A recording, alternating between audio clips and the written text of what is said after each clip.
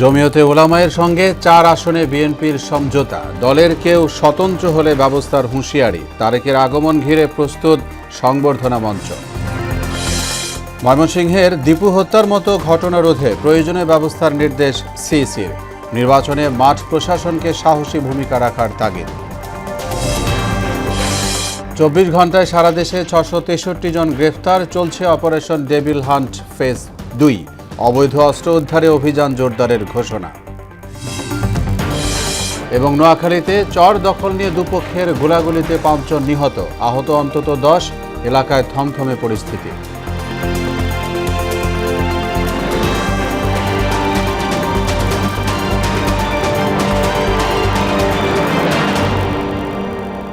আসসালামু আলাইকুম। আমন্ত্রণ মোহনা সংবাদে এতক্ষণ শুনছিলেন শিরোনাম। পুরো সংবাদে আপনাদের সঙ্গে আছি মোহাম্মদ আলিউল্লাহ। ত্রয়োদশ জাতীয় নির্বাচনে জমিয়তে উলামায়ে ইসলামের সঙ্গে 4টি আসনে সমঝোতা করেছে বিএনপি। মঙ্গলবার সকালে গুলশানে আয়োজিত সমঝোতা অনুষ্ঠানে দলের মহাসচিব মির্জা ফখরুল ইসলাম আলমগীর বলেছেন, ছাড় দেয়া আসনে বিএনপির কেউ স্বতন্ত্র প্রার্থী হলে ব্যবস্থা নেওয়া হবে। বাংলাদেশ সংকটময় মুহূর্ত পার করছে উল্লেখ করে তিনি বলেন, সরকারের ব্যর্থতায় আইনশৃঙ্খলা পরিস্থিতির যথেষ্ট অবনতি হয়েছে। আরও জানাচ্ছেন তানজিদ ভুঁইয়া। জমিয়তে উলামায়ে ইসলামের সঙ্গে আসন সমঝোতার বিষয়ে দলীয় চেয়ারপারসনের গুলশান কার্যালয়ে এই অনুষ্ঠানের আয়োজন করে বিএনপি। এতে দলটির শীর্ষ নেতারা উপস্থিত ছিলেন। শুরুতেই বিএনপির স্থায়ী কমিটির সদস্য সালাউদ্দিন আহমেদ বলেন, রাষ্ট্র পরিচালনার দায়িত্ব পেলে কুরআন সুন্নাহ বিরোধী কোনো আইন প্রণয়ন করা হবে না। মহান আল্লাহর উপর আস্থা এবং বিশ্বাস পুনঃস্থাপন করব, যেটা শহীদ রাষ্ট্রপতি জিয়াউর রহমান ৫ম সংশোধনের মাধ্যমে অন্তর্ভুক্ত করেছিলেন। কুরআন সুন্নাহ বিরোধী কোনো আইন আমরা করব না। ইসলামী মূল্যবোধে বিশ্বাসী জাতীয়তাবাদী দলের উপর আস্থা বিশ্বাস আছে বলেই একসঙ্গে পথ চলার সিদ্ধান্তের কথা জানান জমিয়তে উলামায়ে ইসলামের আমির। জাতীয়তাবাদী দলই অন্য দলের চাইতে বেশি আস্থাভাজন, যেভাবে দেশকে সামলানো আর অগ্রসর করে নেওয়া, ঠিক এইভাবে ইসলামী অঙ্গনটাকে যেন আপনার গতিশীল করা হয়। এ সময় বিএনপি মহাসচিব মির্জা ফখরুল ইসলাম আলমগীর জানান, নীলফামারী 1, নারায়ণগঞ্জ 4, ব্রাহ্মণবাড়িয়া 2 ও সিলেট 5 আসন জমিয়তে উলামায়ের জন্য ছেড়ে দিয়েছে বিএনপি। তারা খেজুর গাছ প্রতীকে নির্বাচন করবে। ওনাদের মার্কা হচ্ছে কিন্তু খেজুর গাছ, সর্বপ্রাচীন দল এবং সর্বপ্রাচীন দল। ঐতিহাসিকভাবে আমাদের সঙ্গে তাদের সম্পর্ক আছে। আমাদের সর্বস্তরের নেতাকর্মী তাদের সম্পূর্ণভাবে সহযোগিতা করবেন এবং জনগণ যারা ভোটার আছেন তারাও তাদের প্রতীকে ভোট দিয়ে ধানের শীষকে শক্তিশালী করবেন।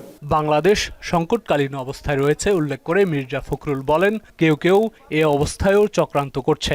আমি ধন্যবাদ জানাই যে তারা তাদের কথা রেখেছেন যে আপনার 26 ফেব্রুয়ারি মাসের 12 তারিখে নির্বাচনের ঘোষণা দিয়েছেন এবং নির্বাচন কমিশন সেটাই করছেন। কিন্তু নির্বাচনের যে পরিবেশ তৈরি করা, এই পরিবেশ তৈরি করা যে তাদেরকে আরো সচেতন এবং ইতিবাচক ভূমিকা পালন করা দরকার।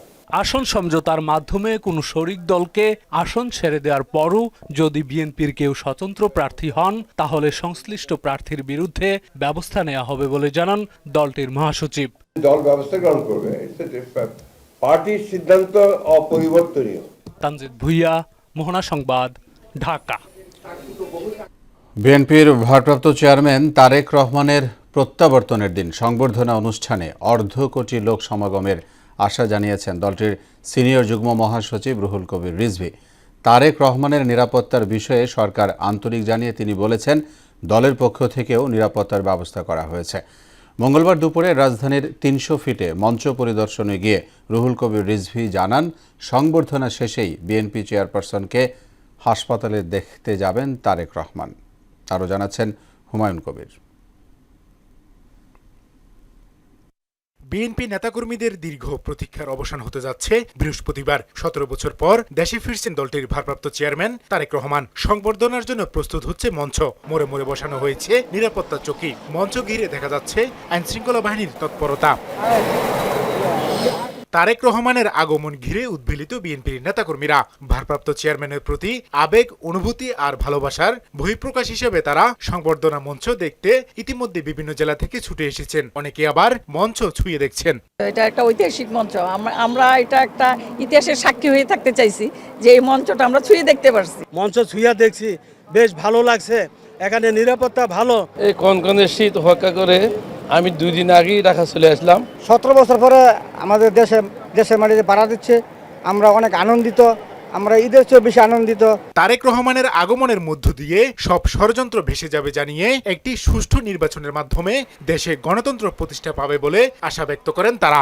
তারেক ভাই যখন আমাদের বাংলাদেশে অবস্থান করবে, পা রাখবে এয়ারপোর্টে, ইনশাল্লাহ আমাদের যত অগজরতা সবকিছু আমাদের ভুলে জাতীয় নির্বাচন আমরা একতাবদ্ধ হয়ে কাঁধে কাঁধ মিলে কাজ করব।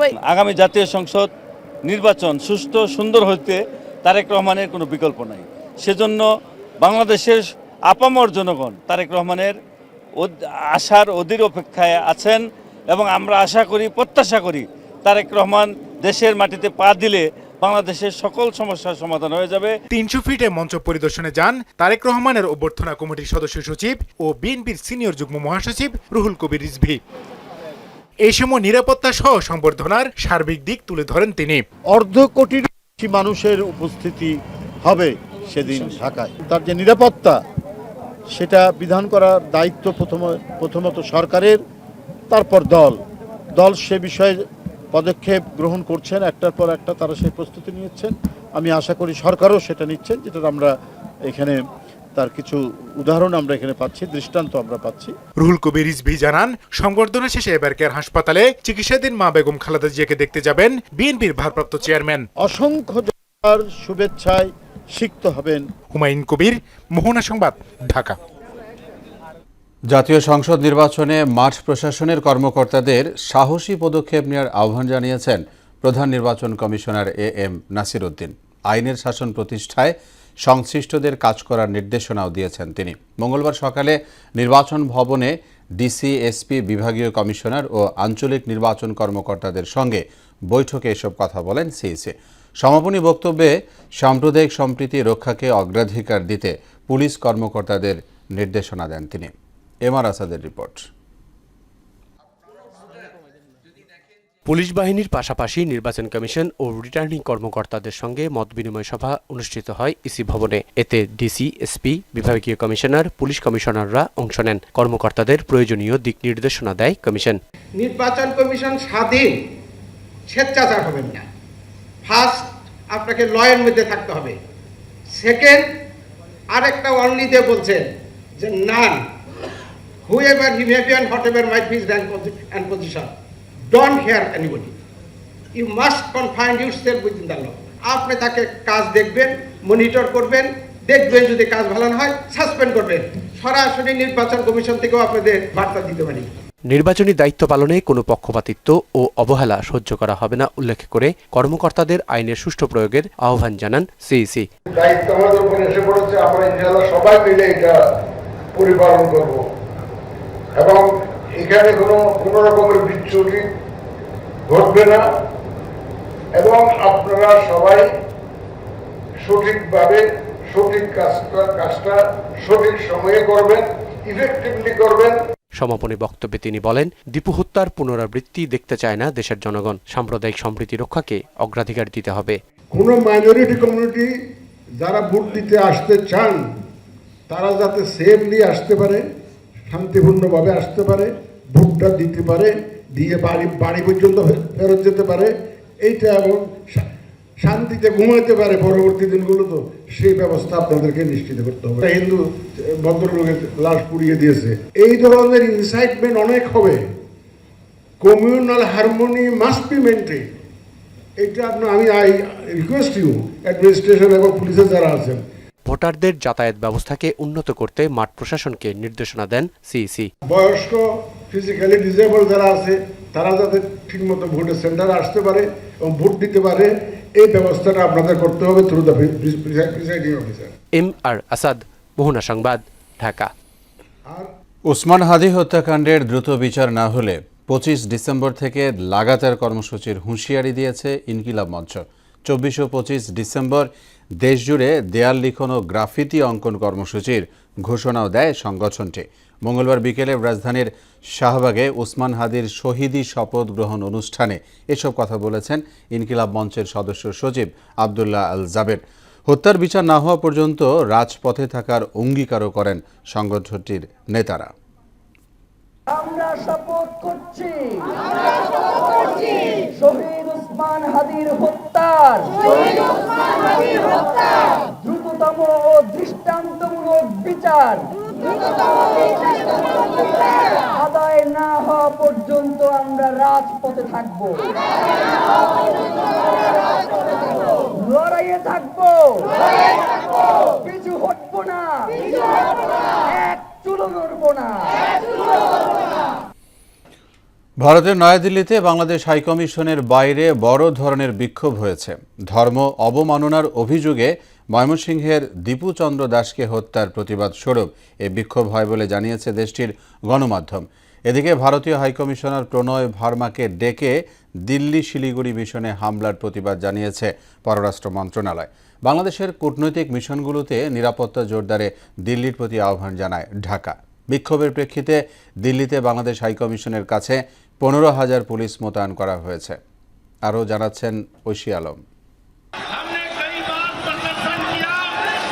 ভারতের দিল্লিতে বাংলাদেশ হাইকমিশনের সামনে বিশ্ব হিন্দু পরিষদের ব্যানারে কয়েকশো মানুষ বিক্ষোভ করে। সম্প্রতি ধর্ম অবমাননার অভিযোগ তুলে ময়মনসিংহে দীপু চন্দ্র দাস নামে একজন পোশাক শ্রমিককে পিটিয়ে হত্যার প্রতিবাদে এ বিক্ষোভ হয় বলে জানিয়েছে ভারতীয় বিভিন্ন গণমাধ্যম। এনডিটিভি জানায়, বিশ্ব হিন্দু পরিষদ এবং বজরং দলের নেতৃত্বে এই বিক্ষোভ হয়। বিক্ষোভের প্রেক্ষিতে দিল্লি পুলিশ বাংলাদেশ হাইকমিশনের বাইরে নিরাপত্তা জোরদার করেছে। তবে তা সত্ত্বেও বেশ কয়েকজন বিক্ষোভকারীকে ব্যারিকেড ভেঙে কূটনৈতিক প্রতিষ্ঠানটির দিকে এগিয়ে যেতে দেখা যায়। প্রতিবেদন অনুসারে বিক্ষোভকারীরা কমপক্ষে 2টি স্তরের ব্যারিকেড ভেঙে ফেলতে সক্ষম হয়। বেশ কয়েকজন বিক্ষোভকারীকে ব্যানার এবং প্লেকার্ড ধরে দূতাবাসে স্লোগান দিতেও দেখা গেছে। অপ্রীতিকর ঘটনা এড়াতে ভবনের বাইরে কঠোর নিরাপত্তা ব্যবস্থা নেওয়া হয়েছে। মোতায়েন করা হয়েছে আইনশৃঙ্খলা বাহিনীর বিপুল সদস্য।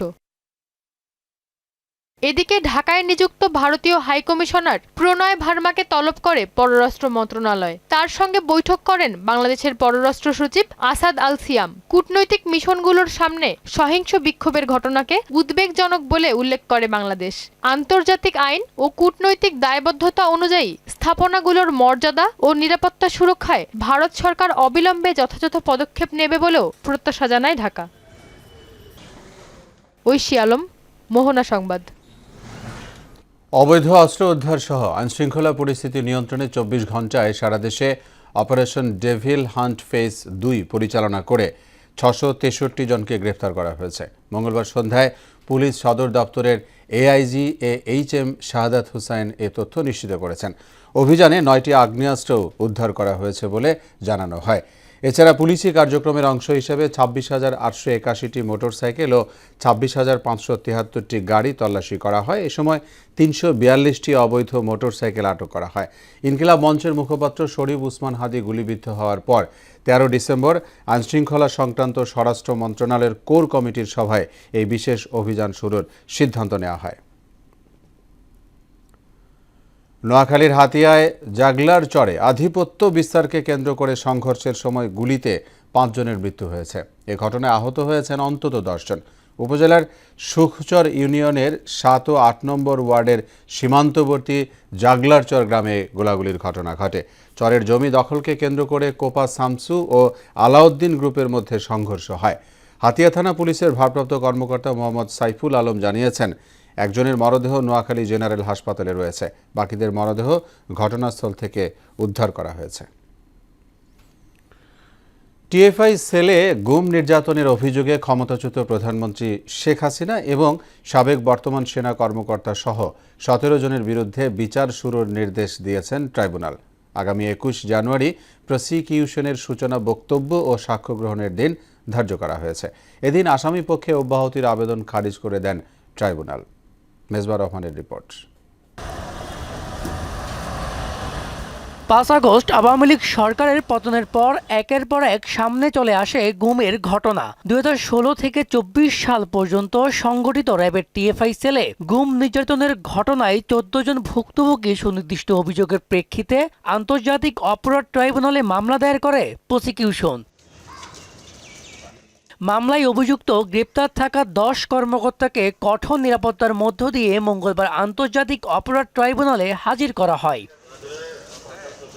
ট্রাইব্যুনাল 1-এর বিচারপতি গোলাম মুর্তজা মজুমদারের নেতৃত্বাধীন 3 সদস্যের প্যানেলে বিচারিক কাজ শুরু হলে অভিযোগ গঠন করে বিচার শুরুর আদেশ দেন। 21 জানুয়ারি এই মামলায় চূড়ান্ত বক্তব্য উপস্থাপন ও সাক্ষ্য গ্রহণের দিন ধার্য করেছেন ট্রাইব্যুনাল। আগামী 21 জানুয়ারিতে ওপেনিং স্টেটমেন্ট এবং প্রথম সাক্ষ্য গ্রহণের মাধ্যমে এই মামলার বিচার কাজ শুরু হতে যাচ্ছে। মামলায় 35 জনেরও বেশি সাক্ষী সাক্ষ্য দেবেন বলেও জানান শাইখ মাহাদি। এই মামলায় মোট আমাদের এখানে প্রায় 35 জনের বেশি সাক্ষী রয়েছেন, তবে ফাইনালি কয়েকজনকে আনা হবে সেটা আমরা ডিসিশন করব। তবে ট্রাইব্যুনালে আটক সেনা সদস্যরা নিজেদের নির্দোষ দাবি করেছেন বলে জানান তাদের আইনজীবী। সবাইকে জিজ্ঞেস করেছেন এবং পরে শুনিয়েছেন ওনাদের বিরুদ্ধে অভিযোগ কি, তারপরে জিজ্ঞেস করেছেন যে আপনারা কি দোষী না নির্দোষ। তো ওনারা সবাই আদালতকে জানিয়েছেন যে আমরা নির্দোষ। এদিকে শতাধিক গুম ও বিচার বহির্ভূত হত্যা সহ 3 অভিযোগে মানবতা বিরোধী অপরাধ মামলায় সাবেক সেনা কর্মকর্তা জিয়াউল আহসানের বিরুদ্ধে 4 জানুয়ারি অভিযোগ গঠনের জন্য শুনানির দিন ধার্য করেছেন ট্রাইব্যুনাল 1। জিয়াউল আহসানকে আজকে কোর্টে প্রডিউস করবার ডেট ছিল, সেই ডেট অনুসারে তাকে আজকে কোর্টে প্রডিউস করে গ্রেফতার দেখানো হয়েছে এবং আগামী 4 জানুয়ারি তার এই মামলায় চার্জ গঠনের জন্য শুনানির দিন ধার্য করেছে মাননীয় ট্রাইব্যুনাল। অন্যদিকে জুলাই গণঅভ্যুত্থানে আশুলিয়ায় 6 লাশ পোড়ানো সহ 7 জনকে হত্যা মামলায় তদন্ত কর্মকর্তার জেরা বৃহস্পতিবার পর্যন্ত মুলতবি করেছেন ট্রাইব্যুনাল 2। মিসবাহ রহমান, মোহনের সংবাদ, ঢাকা। 46,419 কোটি টাকা ব্যয়ে 22 প্রকল্প অনুমোদন দিয়েছে জাতীয় অর্থনৈতিক পরিষদের নির্বাহী কমিটি একনেক। প্রকল্পগুলোর মধ্যে নতুন 14টি ও সংশোধিত 5 আর মেয়াদ বৃদ্ধিজনিত প্রকল্প রয়েছে 3টি। এর মধ্যে সরকারি তহবিল থেকে আসবে 30,482 কোটি টাকা, প্রকল্প ঋণ 1,689 কোটি এবং সংস্থার নিজস্ব অর্থায়ন 14,247 কোটি। দুপুরে শেরেবাংলা নগরের এনইসি সম্মেলন কক্ষে প্রধান উপদেষ্টা অধ্যাপক মোহাম্মদ ইউনুসের সভাপতিত্বে অনুষ্ঠিত একনেক সভায় এসব প্রকল্প অনুমোদন দেওয়া হয়। চট্টগ্রাম বন্দরে প্রতিদিন অবৈধভাবে তোলা হচ্ছে 2 থেকে 2.5 কোটি টাকার চাঁদা। সম্প্রতি নৌ ও শ্রম উপদেষ্টার এই বক্তব্য ঘিরে বন্দরের প্রশাসন, ব্যবসায়ী মহল এবং জনপ্রতিনিধিদের মধ্যে তীব্র প্রতিক্রিয়া শুরু হয়েছে। এই অভিযোগ কতটা সত্য আর কে বা কারা জড়িত সে প্রশ্নই এখন উত্তাল বন্দরনগরী চট্টগ্রামে। আফসানা নূরের প্রতিবেদন, জানাচ্ছেন আফরিন পপি।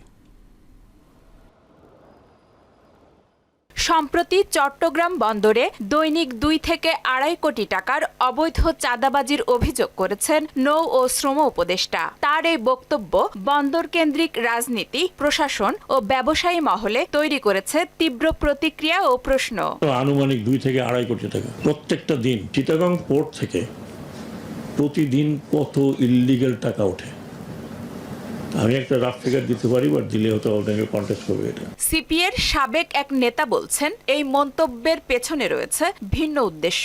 তার দাবি, নির্বাচনের আগে বন্দর সংশ্লিষ্ট বড় প্রকল্প বিদেশি অপারেটরের হাতে দিতে ব্যর্থ হতেই এমন বক্তব্য। কারা চাঁদাবাজি করতেছে, কারা এখান থেকে টাকা নিচ্ছে, তাদের ব্যাপারে আপনি কোনো বক্তব্য আগে রাখেন নাই।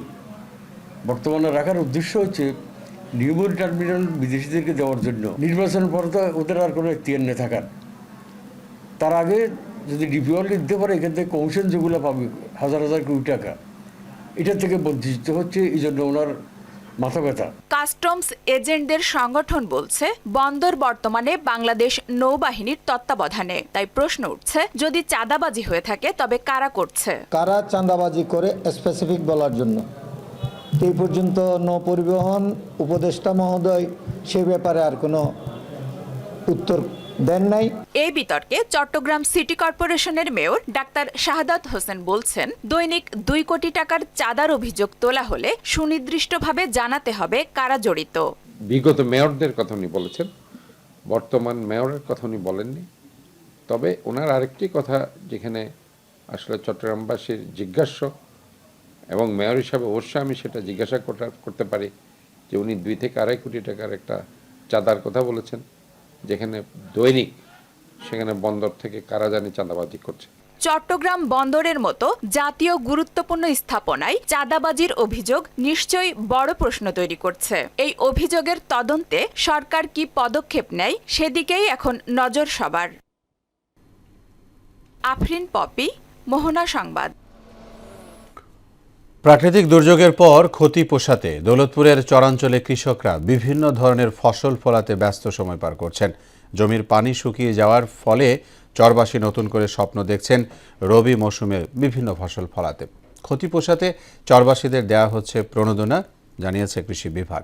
মানজারুল ইসলাম খোকনের প্রতিবেদন, জানাচ্ছেন মাহমুদা আক্তার। কুষ্টিয়ার দৌলতপুরের চরাঞ্চলের কৃষকরা রবি মৌসুমে গম, ভুট্টা, সরিষা, আলু, পেঁয়াজ, রসুন সহ বিভিন্ন ধরনের সবজি চাষে ব্যস্ত সময় পার করছেন। বন্যাসহ পরবর্তী সময়ের নানা ক্ষতি পোষাতে তারা দ্বিগুণ উদ্যমে চাষাবাদ শুরু করেছেন। কৃষকরা জানান, প্রতি বছর বন্যায় তাদের অনেক ফসল যেমন নষ্ট হয়, তেমনি লোকসানও হয় বিপুল পরিমাণ ফসল। ভুট্টা ও পেঁয়াজ, রসুন, ধান, গম এগুলো এখন আমরা আবাদ দিলাম। বন্যাতে আমাদের বহুত ক্ষয়ক্ষতি হয়, সেজন্য আমরা চেষ্টা করছি মাঠে কিছু আবাদ পানি করি, মানে জীবিকা নির্বাহ করার জন্য। বন্যা নামে যাওয়ার পরে পরিবর্তন আবার আমরা আপনার চাষবাস করি, ধরুন ভুট্টা, গম, পেঁয়াজ তড়িয়ে করি, আগামী করার চেষ্টা করি, বাঁচার জন্য। বন্যা পরবর্তী ক্ষতি পোষাতে কৃষি প্রণোদনার আওতায় শীতকালীন বিভিন্ন ধরনের সবজি আবাদে কৃষকদের প্রণোদনা দেওয়া হয়েছে বলে জানান উপজেলা কৃষি কর্মকর্তা। যেহেতু তারা ক্ষতিগ্রস্ত ছিল, সেহেতু কৃষি প্রণোদনা কর্মসূচির আওতায় আমাদের রবি মৌসুমে যে প্রণোদনা এসেছে, আমরা চেষ্টা করেছি তাদের মধ্যে প্রণোদনাটা বেশি দেওয়ার জন্য। কুষ্টিয়ার দৌলতপুরে 32,350 হেক্টর জমি আবাদের আওতায় আছে। এর মধ্যে 12,530 হেক্টর চরাঞ্চলে। মাহমুদা আক্তার, মোহনা সংবাদ। আন্তর্জাতিক প্রসঙ্গ, রাজধানী কিয়েভ সহ ইউক্রেনের বিভিন্ন এলাকায় ড্রোন ও মিসাইল দিয়ে ব্যাপক হামলা চালিয়েছে রাশিয়া। মঙ্গলবার ভোরে এসব হামলা চালায় রুশ বাহিনী। এতে অন্তত 3 জন নিহত হয়েছেন। রুশ প্রতিরক্ষা মন্ত্রণালয় জানিয়েছে, কিনঝাল মিসাইল দিয়ে ইউক্রেনের জ্বালানি অবকাঠামোগত হামলা চালানো হয়েছে। এছাড়া দেশটির ডেনি প্রপার্ট ভোস্ক অঞ্চলের আন্ডিভকা এবং খার্কিভের প্রাইলিপকা এলাকায় দখল করা হয়েছে। ইউক্রেনের প্রধানমন্ত্রী ইউলিয়া সেভওয়ারাদেস্কো জানিয়েছেন, রাশিয়া অন্তত 600 ড্রোন এবং কয়েক ডজন মিসাইল দিয়ে হামলা চালিয়েছে। পাকিস্তানের খাইবার পাখতুনখোয়া প্রদেশের কারাক জেলায় সশস্ত্র হামলায় 5 পুলিশ সদস্য নিহত হয়েছে। দেশটির পুলিশ জানিয়েছে, বাহিনীর একটি বিশেষায়িত ইউনিটের গাড়িতে গুলি করে ঘটনাস্থল থেকে পালিয়ে যায় হামলাকারীরা। গাড়িতে থাকা 5 জন পুলিশ সদস্যই প্রাণ হারিয়েছেন। পুলিশের ওই দলটি বেসরকারি একটি গ্যাস কোম্পানির নিরাপত্তার দায়িত্বে ছিল। হামলার পর সন্ত্রাসীরা পুলিশ ভ্যানটিতে আগুন ধরিয়ে দেয়। হামলাকারীদের পরিচয় নিশ্চিত হওয়া যায়নি। এ ঘটনায় গভীর শোক ও নিন্দা জানিয়েছেন পাকিস্তান প্রধানমন্ত্রী শেহবাজ শরীফ।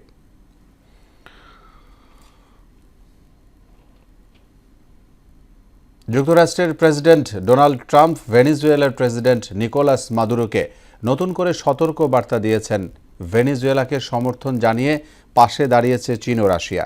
এদিকে ভেনেজুয়েলার প্রেসিডেন্ট নিকোলাস মাদুরো 193টি জাতিসংঘের সদস্য রাষ্ট্র এবং ক্যারিবীয় নেতাদের কাছে একটি আবেদন পাঠিয়েছেন। বিস্তারিত জানাচ্ছেন ঐশী আলম। ভেনেজুয়েলায় 4 মাস ধরে চলা চাপ প্রয়োগের অভিযান আরও জোরদার হতে পারে বলে হুঁশিয়ারি দিয়েছেন মার্কিন প্রেসিডেন্ট ডোনাল্ড ট্রাম্প।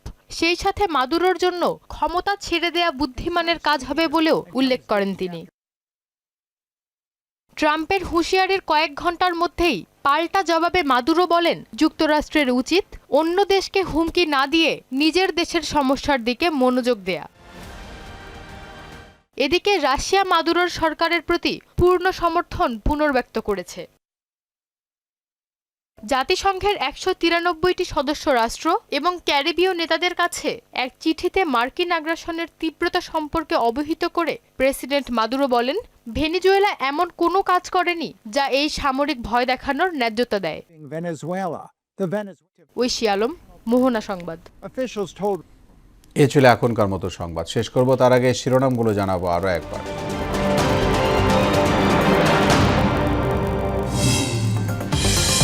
জমিয়তে উলামায়ের সঙ্গে 4 আসনে বিএনপির সমঝোতা, দলের কেউ স্বতন্ত্র হলে ব্যবস্থার হুঁশিয়ারি, তারেকের আগমন ঘিরে প্রস্তুত সংবর্ধনা মঞ্চ। ময়মনসিংহের দীপু হত্যার মতো ঘটনা রোধে প্রয়োজনীয় ব্যবস্থার নির্দেশ সিইসির, নির্বাচনে মাঠ প্রশাসনকে সাহসী ভূমিকা রাখার তাগিদ। 24 ঘন্টায় সারা দেশে 663 জন গ্রেফতার, চলছে অপারেশন ডেভিল হান্ট ফেজ 2, অবৈধ অস্ত্র উদ্ধারে অভিযান জোরদারের ঘোষণা। এবং নোয়াখালীতে চর দখল নিয়ে দুপক্ষের গোলাগুলিতে 5 জন নিহত, আহত অন্তত 10, এলাকায় থমথমে পরিস্থিতি।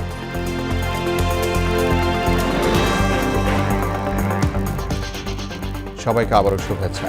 মোহনার সবশেষ খবর জানতে ভিজিট করুন www.mohana.tv। সংবাদ দেখতে পারেন ফেসবুক ও ইউটিউবে। এতক্ষণ সঙ্গে থাকায় ধন্যবাদ সবাই।